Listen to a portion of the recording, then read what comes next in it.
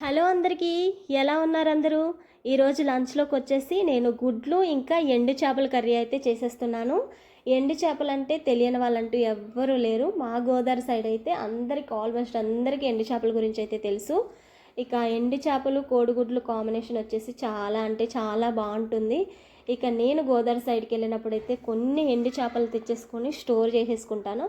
Compulsory నాకు వెజిటేబుల్స్లో combination వచ్చేసి ఎండు చేపలు అయితే ఉంటుంది.